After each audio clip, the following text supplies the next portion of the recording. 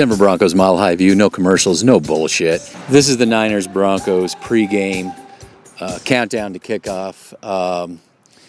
So anyway, San Fran came to town and basically put a size 12 up the Broncos' ass. At least their defense did anyway.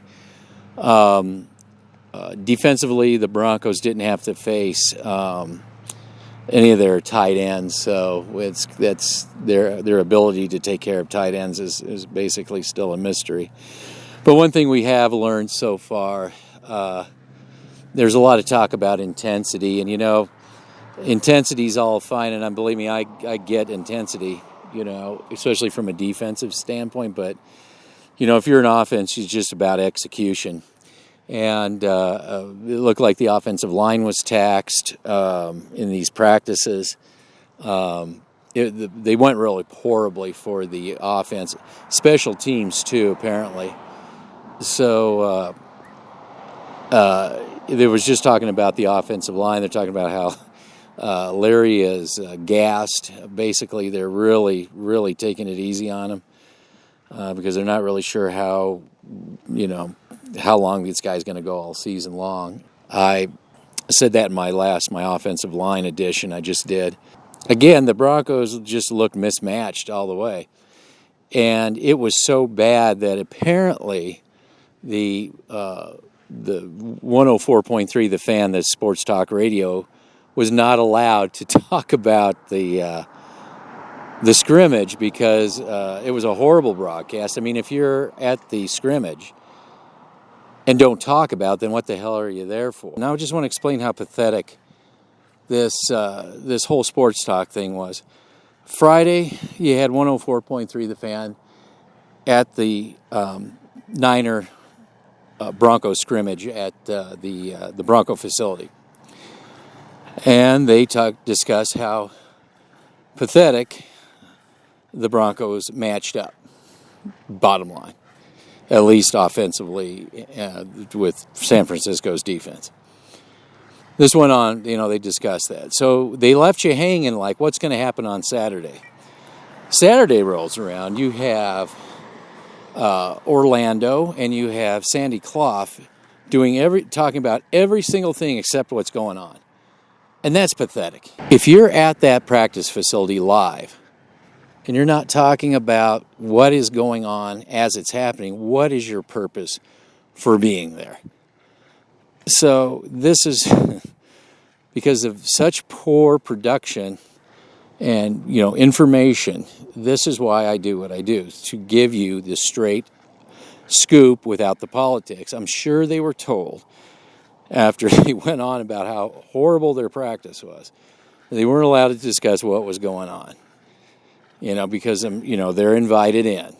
And that's why I do what I do, and that's why I wouldn't want to be invited in. I want to be able to say what I want to say. I want to be able to cuss when I have to cuss, get a rant when I have to get a rant, talk calmly when I have to talk calmly. That's why I have no commercials, because I don't have to worry about a sponsor. Oh, I got to do this, I got to do that, because I want to give it to you straight. But one thing they did do is they gave the press conferences, and apparently and I put the not too special teams out there, and apparently the special teams is spiraling.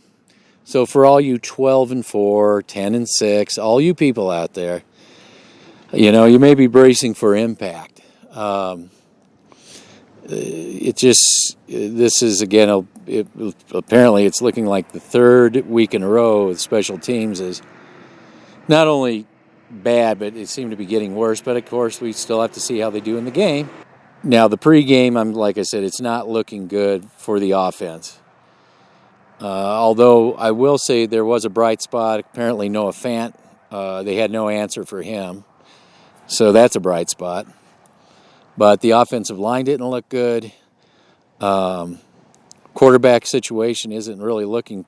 This is what's interesting too, is that when sports talk radio, the same people that are dishing out the Kool-Aid are talking about how unimpressed they are of Flacco. It's like, wow, is this guy really that underwhelming? One thing I want to note too is that how useless sports talk radio is. You had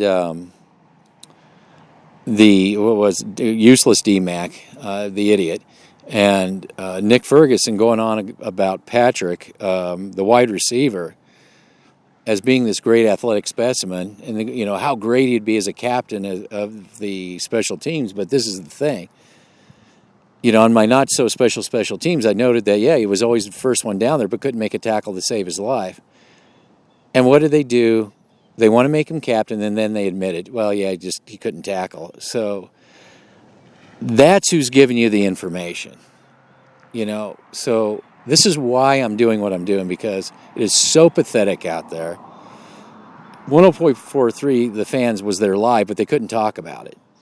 Now, I granted they probably get invited, and there's probably some politics involved, but Friday it was like a complete disaster. There was no other way to put it. And Saturday they wouldn't even discuss what was going on. But according to the press conferences, it didn't sound good, at least from the offensive point of view. Like I said, defensively, it didn't seem bad, but again, they didn't get really tested with the San Francisco's tight ends. So, and then there's the running game too. It's still a question mark lingering out there. So, it's Well, by the way, I did watch just out of happenstance, I did watch the San Francisco Dallas game, and the San Francisco definitely was playing with a lot of intensity. And this is second and third stringers, but they should be. I mean, because for them, this is the playoffs, because some of them, it's their job. It could be their job. I'd really like to do a preseason edition about preseason, what it really should be, what it is and what it really should be. There should be it shouldn't even be like so much a preseason, but what they should have is a minor league within the league. So basically, your preseason is a minor league season. This is where your second stringers, third and fourth stringers, if they brought in enough people, they used to bring in a lot of people. Not as many people are at these things anymore that they used to. But and you basically you're not even playing starters. They don't play. They're doing more classroom and walkthroughs and conditioning and getting themselves ready during this preseason time, because you got to go from off season into regular season. You need to be conditioning. You need to do your book work and stuff like this. Of course, teams like the Patriots that, you have the quarterback, the players, they have it down. Of course, they bring in new personnel that need to be brought up. But, it's not just one guy that makes up a team. You need backups. You need second, find out who number twos are going to take over number ones. There's, a need for getting more reps for players.